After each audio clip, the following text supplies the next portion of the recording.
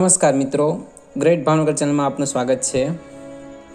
તાજેતરમાં ચાલી રહેલ ઈરાન ઇઝરાયલ યુદ્ધ અને તે યુદ્ધનું કારણ તથા આ યુદ્ધની ગુજરાત પર કેવી અસર થશે એ બધી માહિતી જાણવા માટે અંત સુધી નિહાળજો અમારો વિડીયો. અને જો વિડીયો ગમે તો વિડીયોને લાઇક કરજો, શેર કરજો અને અમારી ચેનલ સબસ્ક્રાઈબ કરજો.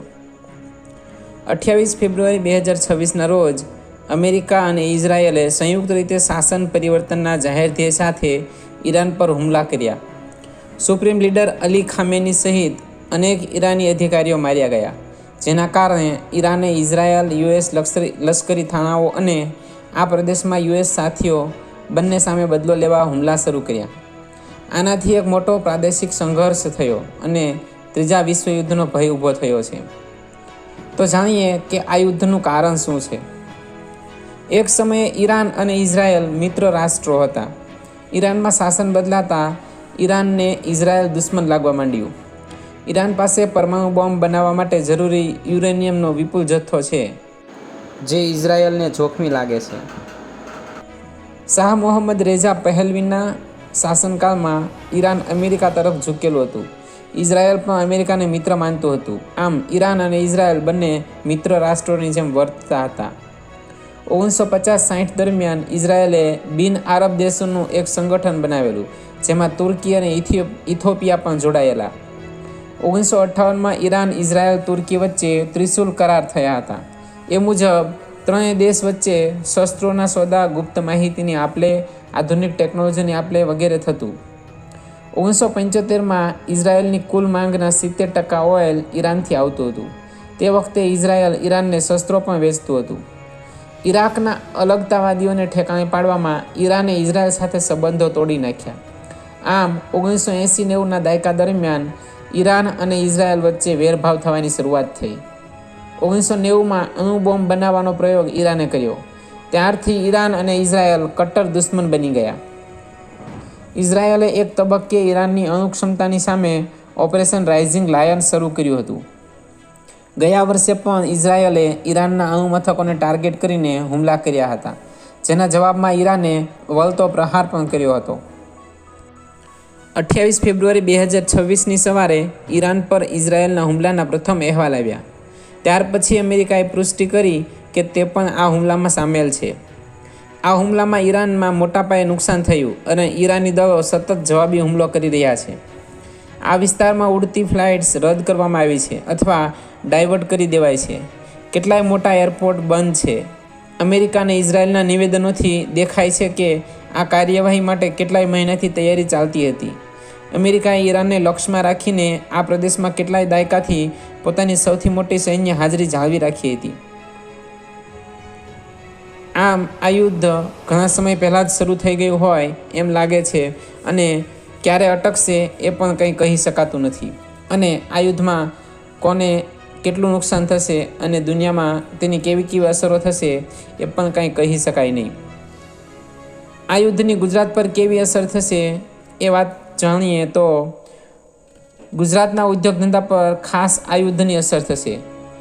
પહેલું છે કૃષિ ઉદ્યોગ. ગુજરાતમાં જીરુની મોટા પ્રમાણમાં નિકાસ આરબ દેશોમાં થાય છે. આ સિવાય મરી મસાલા, કપાસ, મગફળીની પણ આરબ દેશોમાં સપ્લાય થાય છે. આ યુદ્ધ થતાં કૃષિ ઉત્પાદનોની નિકાસ અટકશે. પરિણામે મોટા પાયે ખેડૂતોને નુકસાન થશે. માલ વેચાશે નહીં અથવા પૂરતા ભાવ નહીં મળે.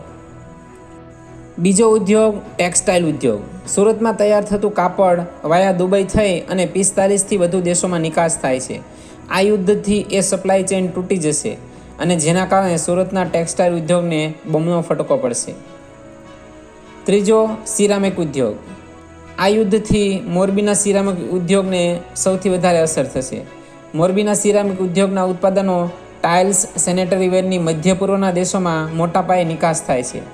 મોરબીના સિરામિક ઉદ્યોગનો મુખ્ય આધાર ગેસ છે. હોર્મુઝની ખાડી બંધ રહેતા ગેસની સપ્લાય પણ બંધ થઈ જશે. પરિણામે ઉત્પાદનો થશે જ નહીં. ઉપરાંત તૈયાર ઉત્પાદનોની નિકાસ પણ એ દેશોમાં નહીં થાય. આમ ડબલ નુકસાન થશે.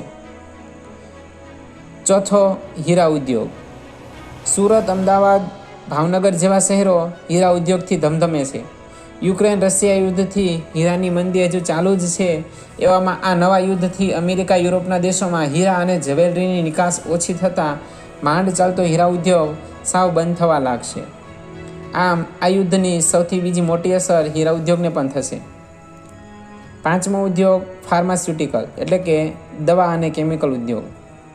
ગુજરાતમાં દવા બનાવવાનો ઉદ્યોગ ખૂબ ફૂલ્લો ફાલ્યો છે.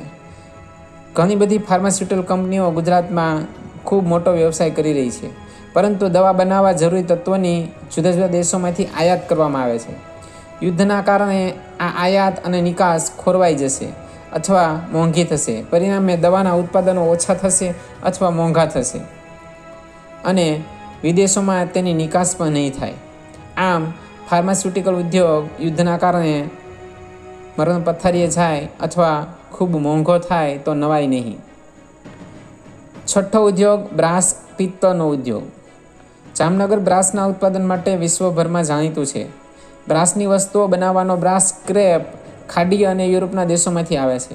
અત્યારે દરિયાઈ માર્ગ બંધ હોવાથી કાચા માલની આયાત ઠપ થઈ ગઈ છે. પરિણામે ઉત્પાદન પણ ઠપ થઈ ગયું છે. આમ બ્રાસ ઉદ્યોગ અટકી જશે અથવા સાવ મંદ પડી જશે જો આ યુદ્ધ આમનામ ચાલુ રહેશે તો. સાતમો ઉદ્યોગ પેટ્રોકેમિકલ ઉદ્યોગ. ગુજરાતના ભરૂચ, અંકલેશ્વર અને દહેજમાં પેટ્રોકેમિકલ ઉદ્યોગ મોટા પાયે ચાલે છે. ખાડી દેશોમાંથી આવતું ક્રૂડ ઓઇલ મોંઘું થાય તો કેમિકલ ઉદ્યોગમાં વપરાતા કાચા માલના ભાવ વધી શકે છે અને જેના કારણે ઉત્પાદન કિંમત વધતા પ્લાસ્ટિક, રંગ, કેમિકલ અને પેટ્રોકેમિકલ્સ આ બધી જ વસ્તુઓના ભાવ ઊંચકાઈ જશે અને આ ઉદ્યોગને પણ ખૂબ માઠી અસર થશે. આઠમો ઉદ્યોગ માલ પરિવહન ઉદ્યોગ. ગુજરાતના કંડલા, મુન્દ્રા, પીપાવાવ પોર્ટ પરથી મોટા પ્રમાણમાં માલની આયાત નિકાસ થાય છે.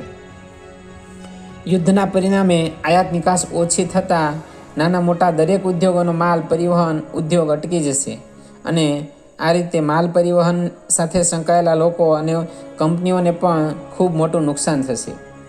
ટૂંકમાં યુદ્ધની અસર સમગ્ર અર્થતંત્રને પડશે, દરેક ઉદ્યોગ ધંધાને પડશે અને માત્ર ગુજરાત જ નહીં, સમગ્ર ભારતના ઉદ્યોગ ધંધા પર આ યુદ્ધની અસર થશે. અને જે જગ્યાએ યુદ્ધ થઈ રહ્યું છે ત્યાંના લોકો માટે તો આ સિવાયની પણ ઘણી બધી અસરો થશે. જીવન જીવવું મુશ્કેલ થઈ જશે, લાખો લોકો મૃત્યુ પામશે, પર્યાવરણને પણ ખૂબ નુકસાન થશે અને જો આ યુદ્ધમાં પરમાણુ બોમ્બનો મોટા પ્રમાણમાં ઉપયોગ થશે તો ત્યાંની જીવસૃષ્ટિ તો સાવ નષ્ટ થઈ જશે.